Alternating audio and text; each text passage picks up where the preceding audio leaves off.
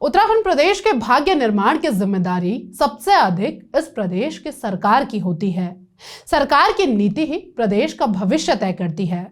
लेकिन जब इस पहाड़ी प्रदेश की दो मूलभूत सुविधाएं ही यहां से गायब दिखाई दे, तो फिर किस विकास की आशा हम रख सकते हैं?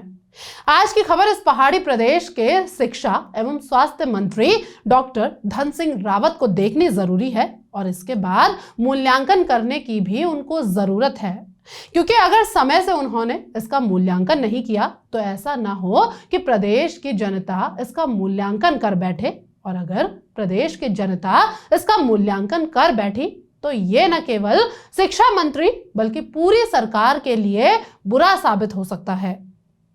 अब हम आपको बताते हैं कि हम किस बारे में बात कर रहे हैं। आज एक खबर स्थानीय अखबारों में छपी है। इस खबर के अनुसार प्रदेश में मैदानों को छोड़कर सिर्फ और सिर्फ पर्वतीय जिलों में स्थायी शिक्षकों के 10,946 पद खाली हैं।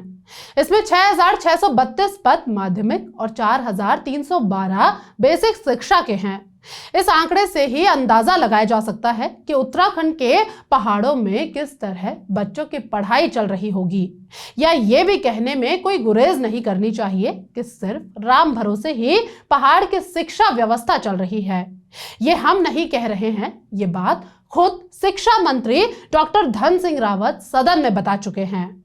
विधानसभा में प्रश्नकाल में विधायक संजय डोभाल के प्रदेश के पर्वतीय जिलों में शिक्षकों की कमी के सवाल पर शिक्षा मंत्री डॉक्टर धन सिंह रावत ने बताया, पर्वतीय जिलों में प्रवक्ताओं के 4,253 और सहायक अध्यापक एलटी के 2,379 पद खाली हैं। बेसिक शिक्षा में 516 प्राथमिक विद्यालयों और 45 उच्च प्राथमिक विद्यालयों में प्रधानाध्यापक नहीं हैं। प्राथमिक विद्यालयों में सहायक अध्यापक के 3,253 और उच्च प्राथमिक विद्यालयों में सहायक अध्यापक के 500 पद खाली हैं। इसके पीछे मंत्री महोदय का तर्क है कि सभी खाली पदों पर शिक्षकों की उपलब्धता की आदर्श स्थिति कभी संभव नहीं है। इसका मतलब यह हुआ कि सरकार कह रही है कि इन पदों को भरना मुमकिन नहीं है, जबकि सरकार चाहे तो ये पद भरे जा सकते हैं। मंत्री जी शायद ये भूल गए कि इस प्रदेश में अच्छे खासे पढ़े लिखे बेरोजगार युवाओं की एक लंबी लाइन नहीं बल्कि पूरी फौज खड़ी है। अब एक और खबर मंत्री जी और मुख्यमंत्री धामी जी को देखनी जरूरी है। जहां हम एक और हेली सेवा और ड्रोन से दवाइयां भेजने की बात कर रहे हैं, वहीं आज भी पहाड़ी क्षेत्रों में सड़क और स्वास्थ्य की सुविधा नहीं है। सड़क और स्वास्थ्य सुविधा ना होने से लोगों को अपनी जान गंवानी पड़ रही है। एक खबर अल्मोड़ा से सामने आई है, जहां अल्मोड़ा के मौलेखाल गांव तक सड़क ना होने और स्वास्थ्य सुविधाओं की कमी से एक बुजुर्ग महिला को जान गंवानी पड़ी। घर पर ही गिरने से घायल हुई महिला को समय पर इलाज नहीं मिला। उन्हें चारपाई के सहारे अस्पताल ले जाने के लिए 8 किलोमीटर दूरी पैदल यात्रा तय करनी पड़ी। अस्पताल में स्वास्थ्य सुविधा न मिलने से हायर सेंटर रेफर कर दिया गया, जहां उन्होंने दम तोड़ दिया। दरअसल सल्ट के खदेरा गांव निवासी महिला 26 फरवरी को घर पर ही गिरकर घायल हो गई थी। गांव तक सड़क न होने से परिजन ग्रामीणों की मदद से उन्हें चारपाई के सहारे अस्पताल पहुंचाने के लिए रवाना हुए। मुख्य सड़क तक की 8 किलोमीटर की दूरी किसी तरह 5 घंटे में पूरी की गई। इसके बाद वाहन के जरिए 5 किलोमीटर दूर सामुदायिक स्वास्थ्य केंद्र में भर्ती कराया गया, लेकिन वहां भी गंभीर हालत का हवाला देकर डॉक्टरों ने हायर सेंटर ले जाने की सलाह दी। परिजन रामनगर पहुंचे तो यहां भी हायर सेंटर जाने की सलाह दी गई।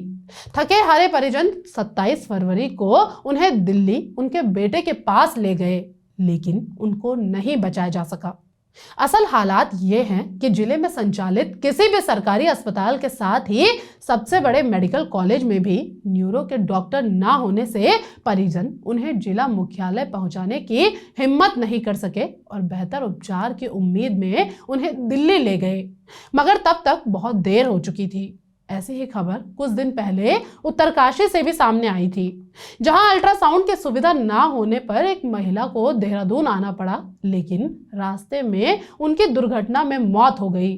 ये कोई एक दो नहीं बल्कि उत्तराखंड के पहाड़ों पर रोजाना होने वाली घटनाएं हैं, लेकिन सरकार को इन घटनाओं से शायद कोई ज्यादा फर्क नहीं पड़ता।